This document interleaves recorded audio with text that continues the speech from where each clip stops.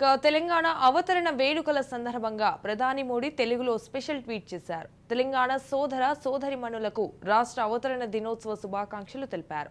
తెలంగాణ రాష్ట్రం దేశాభివృద్ధికి అందించిన సహకారం ప్రతి భారతీయుడికి గర్వకారణమని కొనియాడారు.